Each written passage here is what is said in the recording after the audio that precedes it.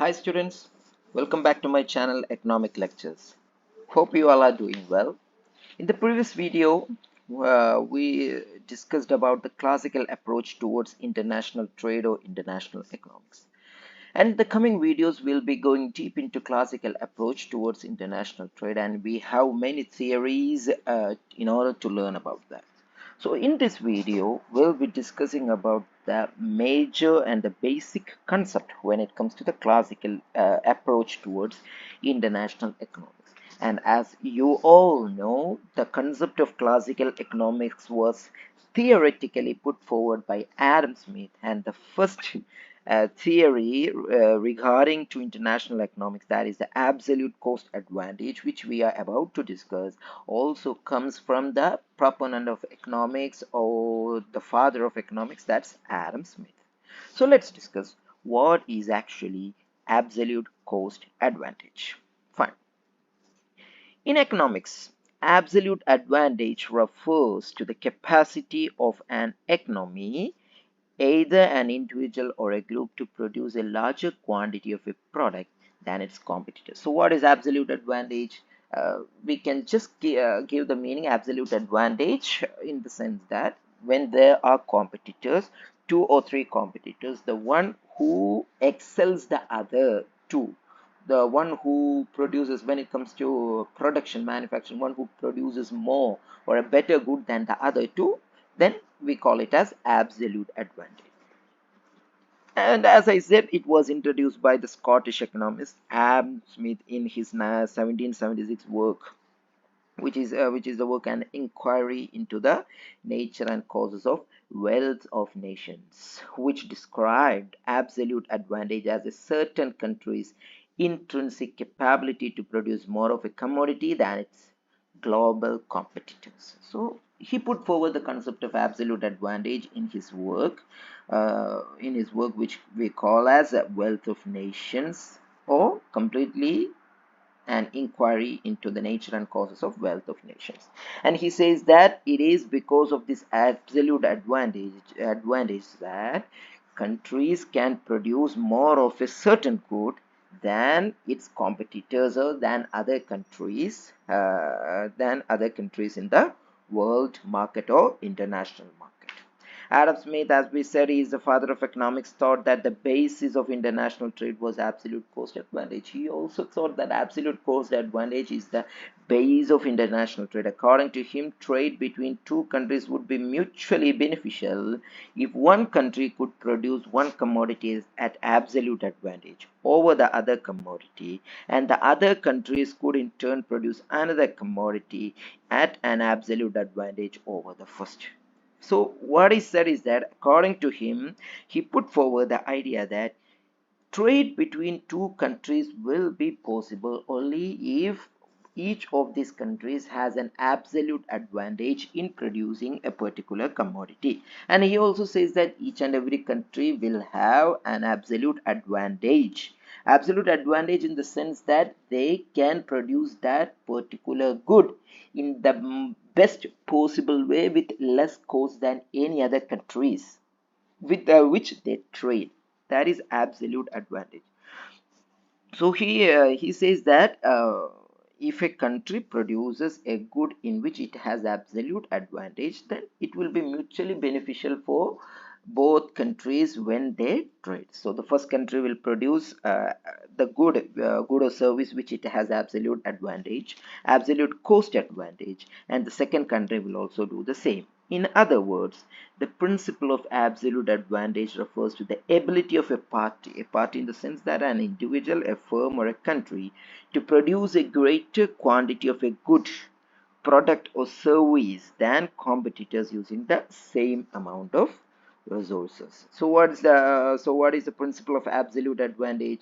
Absolute advantage in the sense that a country, it can be an individual, it can be a company, anything, an individual, a company, an entity, it can produce a particular good in the best possible way with less cost than its competitors. So that's what we call absolute advantage. Okay, Smith argued that specializing in the products that they each have an absolute advantage and then trading the products can make all countries better off as long as they each have at least one product for which they hold an absolute advantage over nations. So Smith put forward the idea that if a country has absolute advantage in particular good or service, then of course they can benefit from trade. Then countries can become better off while trading that product. But it was not the situation before. That means the situation at the time of mercantilism. The mercantilism was in mercantilism, the countries focused only on export and they did not focus on import. So here, when it comes to Adam Smith and his concept of free trade, he thinks of getting each and every country into a better situation. That means every country who decides to trade in between should mutually be benefited. That's why he put forward the idea of absolute cost advantage, and a country that produces the good in which it has absolute advantage over its competitors can trade between those goods and reach in a better position. He argued that it was impossible for all nations to become rich simultaneously by following mercantilism because the export of one nation is another nation's import, and instead stated that all nations would gain simultaneously if they practice free trade and specialized in accordance with their absolute advantage. So what we read out in this point, Adam Smith argued that by following mercantilism, not every country can become rich. The reason is that in mercantilism, countries doesn't promote imports but only promotes exports. So when you are exporting, it of course becomes the import of another country. So by mercantilism, every country cannot be rich. But by following the absolute cost advantage idea, each and every country can reach in a better position than before. That's why he put forward this idea. Smith also stated that the wealth of nations depend upon the goods and services available to the citizen rather than their gold reserves. He also put a point forward criticizing mercantilism and saying that it's not the gold reserves but the resources and services, the goods and services available for the citizens that makes a nation in a better position. Okay, fine. I hope you are getting the idea of absolute cost advantage. Okay, let's move on to deeper discussions. We'll be presenting a model in this video, a model of absolute cost advantage theory or absolute advantage theory, and these are some of the assumptions of that model put forward by Adam Smith. Smith assumed that the cost of the individuals were computed by the relative amounts of labor required in their respective production process. Just consider the production process of a commodity. You will have the labor cost. You will require what are the factors of production: land, labor, capital, and entrepreneurship. All these are the factors of production. But Adam Smith considered only labor as the factor of production, and he will consider the cost of producing a commodity by considering how many labor units are required to produce that commodity. For example, in order to produce 1 kilo of sugar, 1 kilo of sugar, how many labor units has to be used? So by considering the amount of labor units in order to produce a particular commodity, he valued that product, or he considered it as expensive or it has absolute advantage or not. So what does Smith assumed that the cost of the commodities were computed by the relative amounts of labor required in their respective production process. The second point, he assumed that labor was mobile within a country but immobile between countries. He assumed that labor can move within a country but labor can't move outside into another country. So there is immobility of labor. As of today, we have the free trade in the sense that anyone from India can work anywhere in the world. But he assumed, in order to put forward his idea of absolute advantage, he argued that he put forward the assumption that labor is immobile outside the country and it's mobile only within a country. The third assumption, he took into consideration a two-country and two-commodity framework for his analysis. For this model, he put forward, took into consideration only there are only two countries and they are only producing two commodities. Okay, fine. The last assumption, he implicitly assumed that any trade between the two countries considered would take place if each of the two countries had an absolute lower cost in the production of one commodity. He also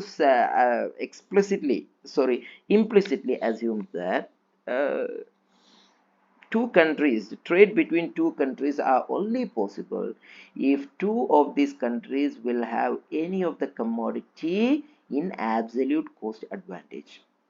So what Adam Smith said is that uh, trade between two countries is possible only if both of these countries will have any good in the absolute cost advantage category.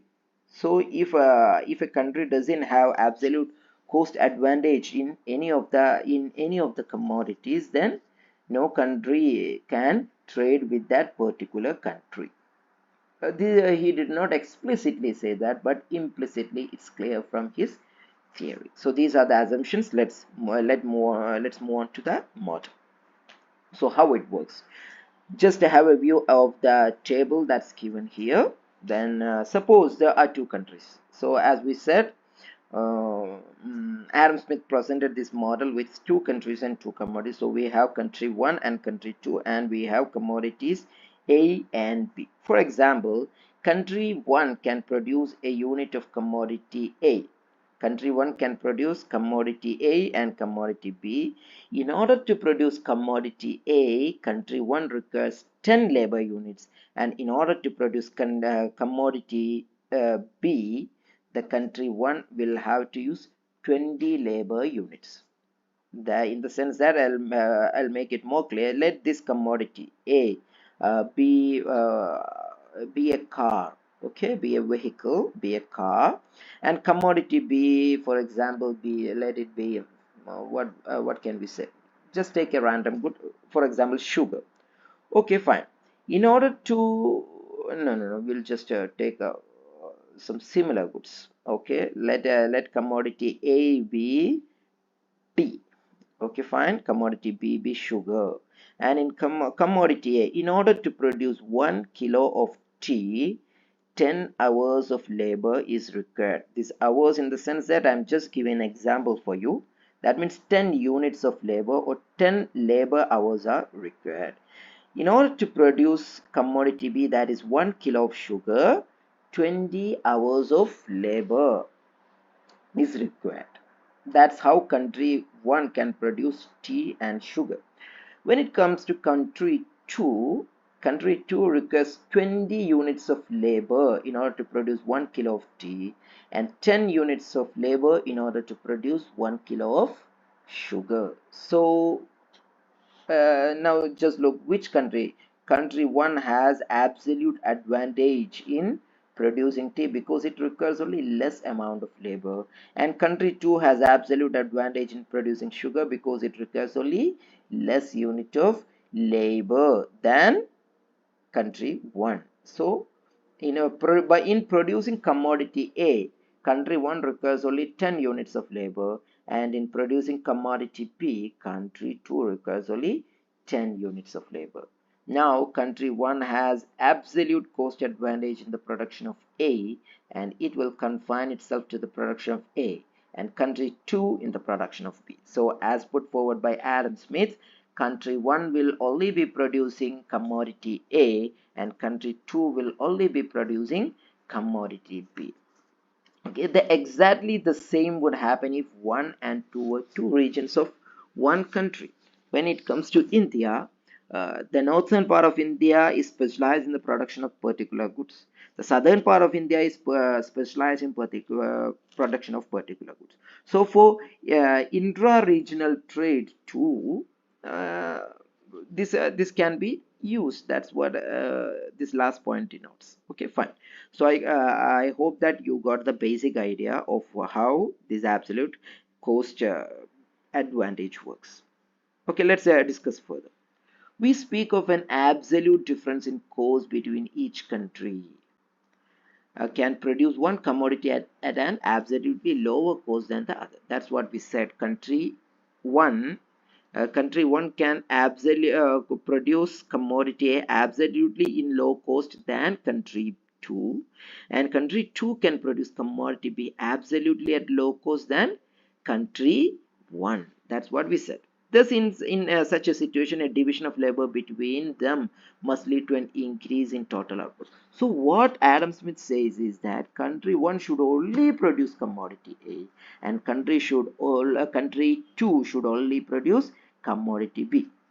Of course, country one will require commodity B too. That is, country one will require both commodity A and commodity B, but they should only produce commodity A.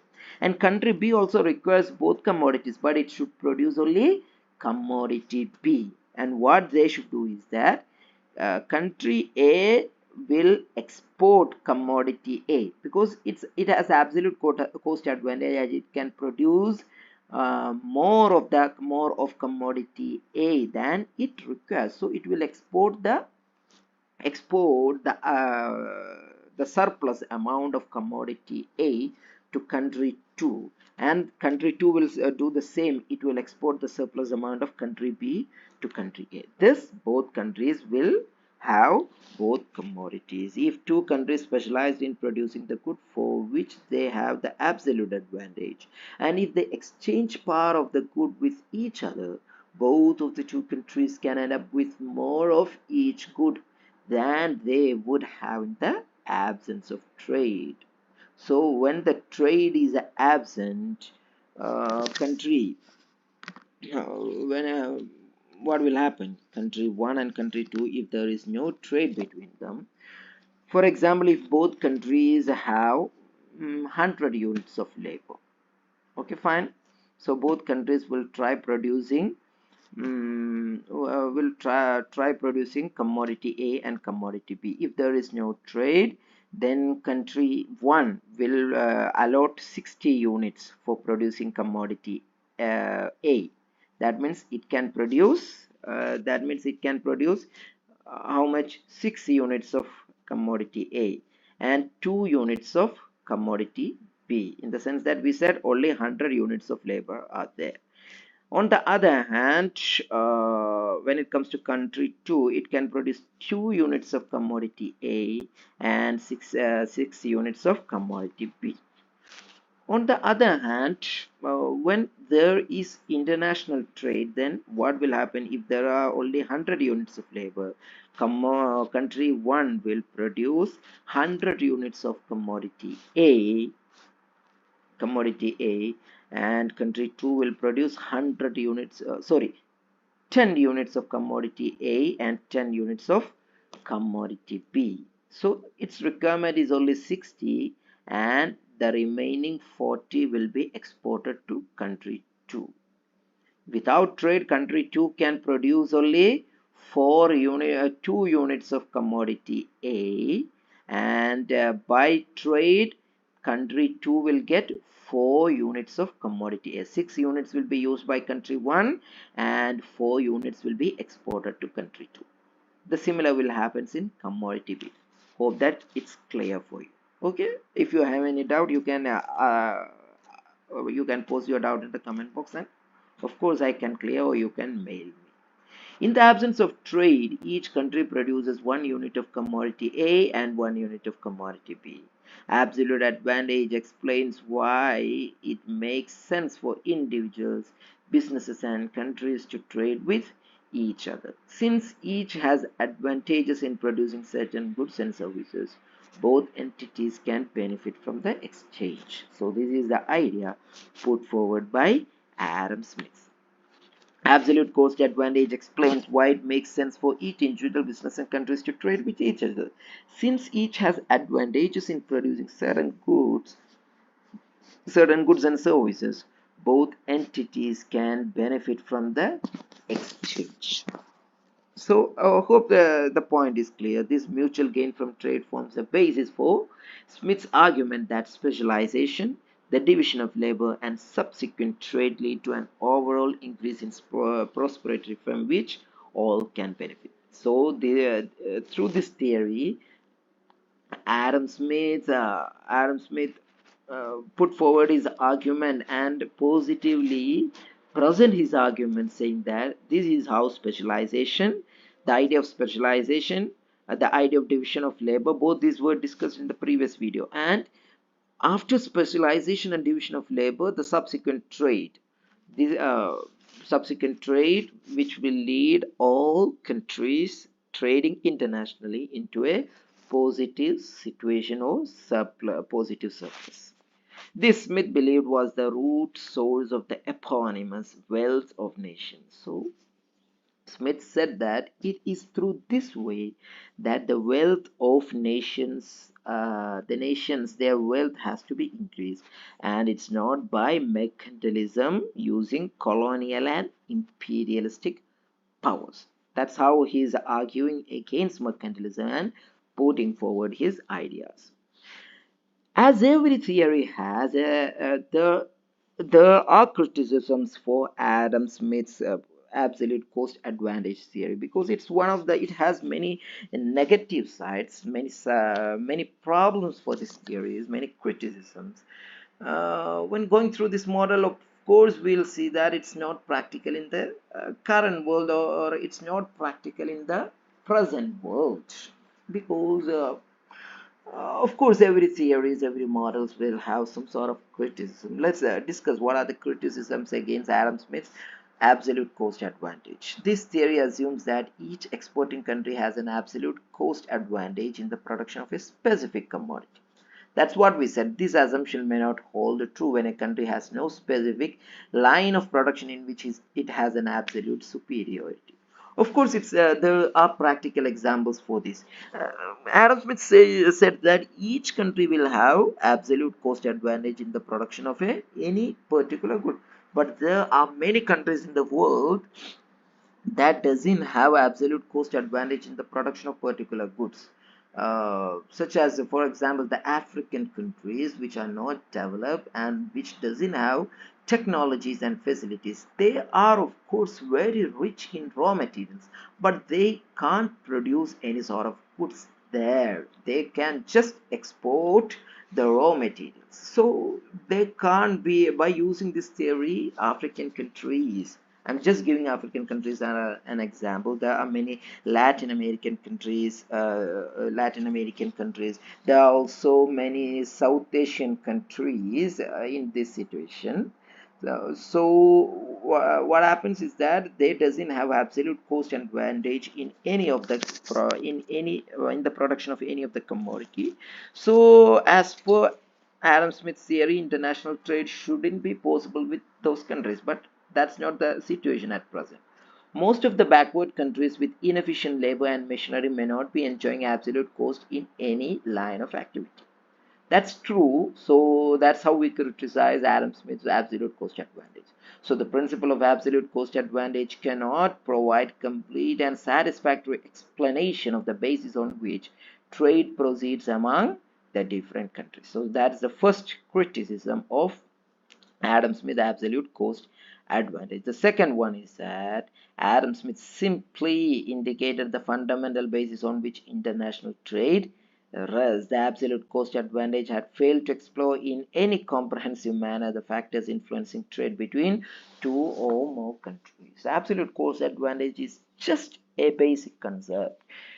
It can't be, we can't have any practical model or practical analysis of this theory in the international world. He just put forward a fundamental basic theory for the international trade, but it's not practicable, and it can't be explored, or it can't be comprehensively viewed in the present scenario, or in the scenario, or in the previous last century too. It can't be, we can't figure out the situation, figure out this situation, this idea put forward by Adam Smith particularly in any part of the world. So that's the second criticism that we have. Hope the concept of absolute cost advantage is clear to you. It's one of the basic concept when it comes to international trade. You can have many of the major readings from this part in many of the books. Hope everything is clear. If you have any doubts, you can comment in the comment below, and of course I'll be getting back to you, or you can mail me. My mail is available in all of my slides here. It's aminamsai@gmail.com. You can mail me and I'll be clearing your doubts. Thank you. See you in the next video. Hope that you'll like, share and subscribe my channel and suggest the channel to your friends. Thank you. See you in the next video.